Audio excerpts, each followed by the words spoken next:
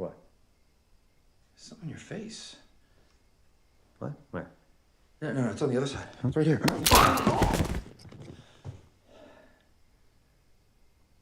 Oh, that's a nice holiday sweater. I like those glasses, too.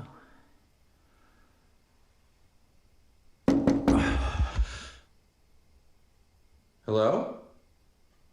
Season's greetings, folks. Peachfuzz is looking to make the holidays bright and merry for all of you as he takes on his latest persona of a therapist doing an emergency session on Christmas Eve. Tonight, folks, we are taking a look at the season 2 penultimate episode of the Creep Tapes titled Nick.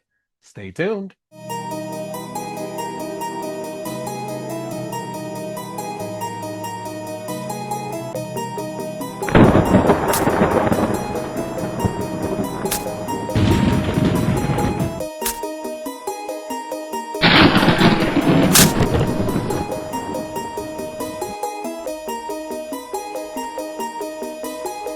What's going on, scary movie people? Welcome to the show. I appreciate you tuning in for another brand new review, and we are kicking off another TV week. So that means this week we are diving into some of the scariest shows on the air and on streaming right now that you can check out for yourself.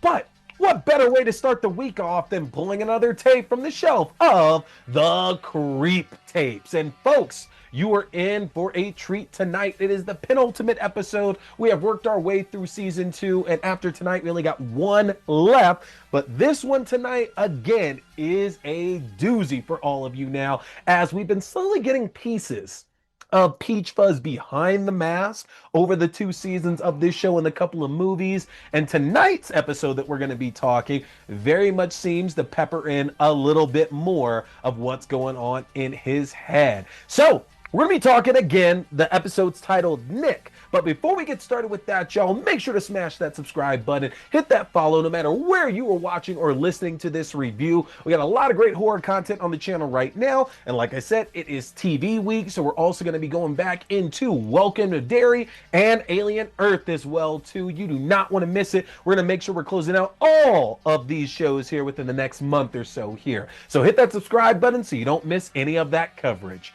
But let's not waste any more time and jump on into things here. Again, we are talking season 2, episode 5 of the Creep Tapes titled Nick. Now, the episode begins with Peachfuzz showing up at the home of a therapist named Dr. Avison and then proceeding to kill him only seconds later to have an emergency client show up on Dr. Avison's doorstep looking for a Christmas Eve session. Now, of course, Peachfuzz, in a hilarious moment, goes through kind of the same banter that he literally just went through with Dr. Avison before killing him, and decides that, well, it's time to put Nick through his own intense therapy session. Now, as Dr. Avison, Peachfuzz takes him through a bizarre but actually somewhat enlightening therapy session throughout the night that focuses on connecting their trauma to the classic horror comedy Gremlins. And somehow, that trauma ends up not only connecting to what Nick is currently going through and things that he experienced in his childhood, but it also ends up peeling that mask off a little bit here for Peachfuzz and giving us some possibly true information on why he's been killing so many people, what those motives are, what's been going on in his head, what's been driving him to do everything that makes up this amazing Creep franchise. Now, the episode ultimately culminates in Peachfuzz giving Nick the worst Christmas gift he ever could, his father's head in a box, very much Seven style. But unfortunately for Nick, he doesn't have long to enjoy that gift as he ends up suffering a Gremlins-like tragedy that leaves Peachfuzz pretty damn surprised. There it is, y'all. That is Nick. Now, this episode honestly felt like it was the most personal episode of the show that we got. And that's saying a lot because the season finale of season 1, Mom and Albert, took us to actually getting to see more of Peachfuzz's family, his mother in particular here. And the interaction that those two have, the callbacks to Peachfuzz's childhood, kind of gave us an idea of, he just needed his mom's attention. He was a mama's boy. He wanted to make sure she was focused on nobody else but him. He was obsessed with things looking like they were when he was a kid. And on one hand, I kind of always question whether or not that actually was his mom, just because, I mean, who's to say it's not just some random crazy lady that he's connected with? But now, as we see this episode, it pretty much solidifies that that really honestly had to be. Because again, it's a very, very personal episode. And as he's cosplaying as this therapist, and again, using the tragedy of Gremlins specifically, I'm sure you remember how out of nowhere, even though Gremlins is very lighthearted with all the death and destruction going on, I'm sure you remember that scene where Phoebe Cates' character is telling Zach Galligan about how Christmas was ruined for her as a child because her dad dressed up as Santa Claus, went down the chimney, broke his neck, and ruined Christmas forever. It is the darkest part of that film, and it's honestly a fairly light film despite how much death and destruction is in that. But again, it sticks out like a very, very sore thumb. And using that here in this therapy session with Nick helps Nick, first of all, work through a lot of what's going on with him right now. He's got no money, not a good job, no girlfriend, no friends. He has no connection really with his dad. And that kind of leads us into learning that Nick's dad left him when he was only 7. And this could very well be the genesis of a lot of what he's going through and why he's here on Christmas Eve looking for somebody to connect to. And on Peachfuzz's side, this ends up unlocking, as he keeps on pushing and making things more uncomfortable, the idea that something very unfortunate happened with his own father when he was younger. Just because, again, it's set during Christmas time, and Peachfuzz starts pushing the idea, well, Santa's real, and if you believe in Santa, that's going to fix all of your issues, and proceeds to try to prove to Nick that Santa is real by showing a Polaroid that he took of him. But then Nick questions, how do you know that's not just your dad who came in like dressed up as Santa to surprise you? Because that's what parents do.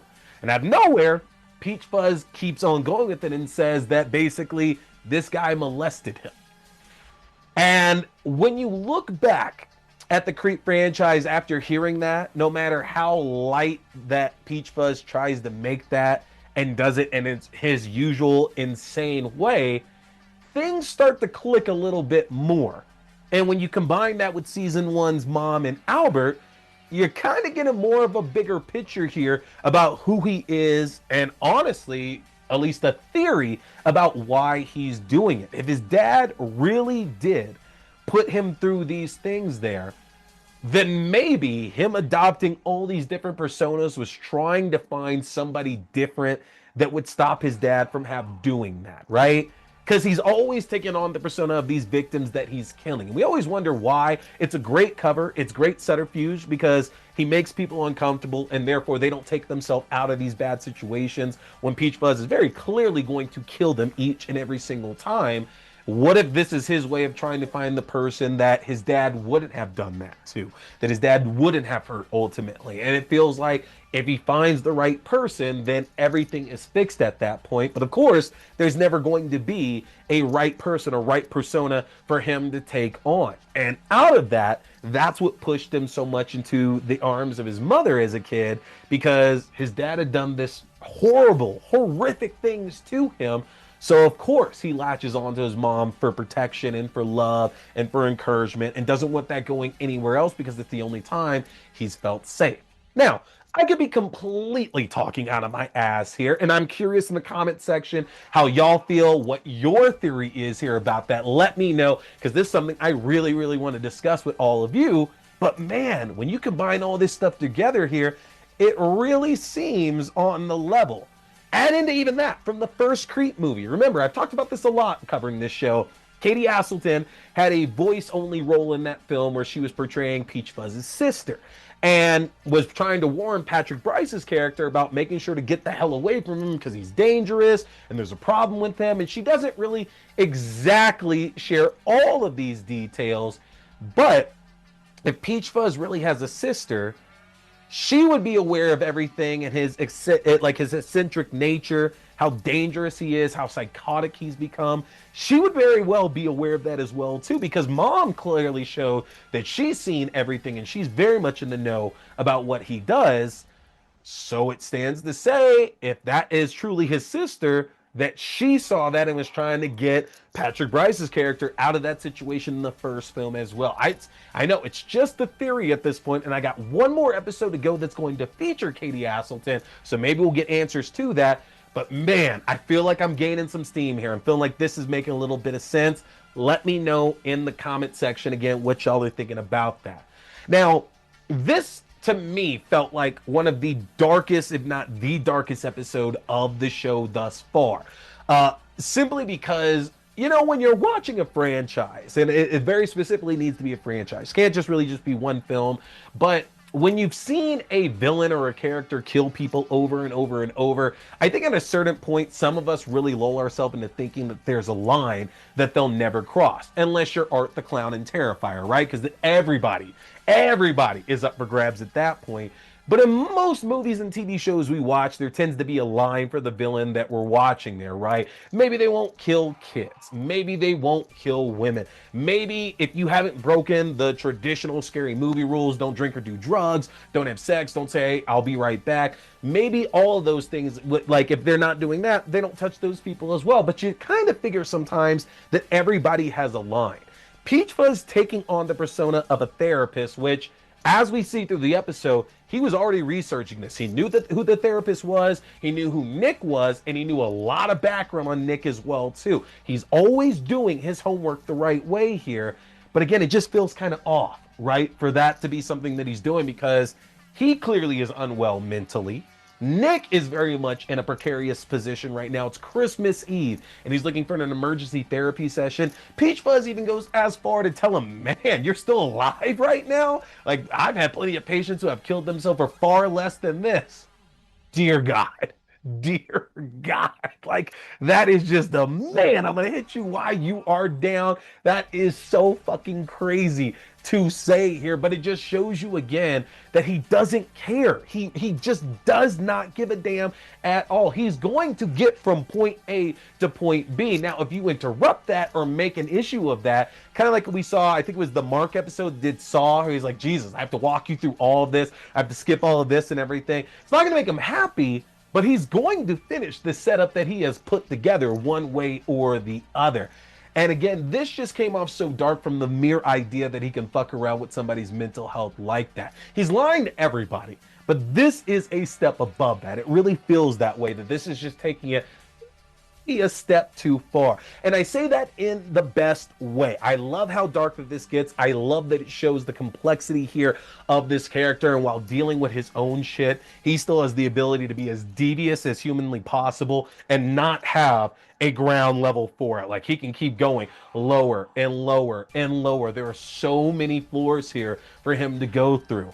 It's also one of the few episodes that we get to where there are multiple deaths happening within it. You know, we saw in the episode West to where he was doing like the real estate character, and then he knocked the guy out with the shovel, and then the cops show up. Like, he killed 3 people in that episode. And we've had other times, very sparingly, where he's killed more than one person. But the fact that he kills the therapist at the beginning, he kills Nick's dad as a Christmas present, and then ultimately he doesn't kill Nick, but he causes Nick's death.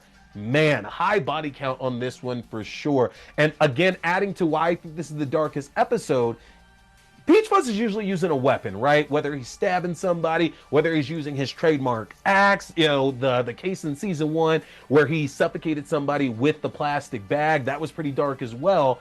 But man, he breaks the therapist, Dr. Avison's neck at the beginning of this episode.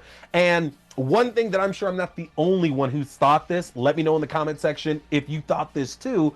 But if you put yourself in this situation, like, man, if I was here with Peachfuzz, I could rush him, I could knock him out. I'm, you know, I don't have the biggest muscles or anything like that, but I could land a few hits and probably get out of there alive. And the fact that he snaps this guy's neck, and y'all, let's be real about this here. Again, in movies and TV show, they make it seem like it's so easy to do. You got to do it right, or you got to have some real strength to do that. The fact that he does that lets us know that, yeah, we're probably not fucking with Peachfuzz, whether he's holding a weapon or not.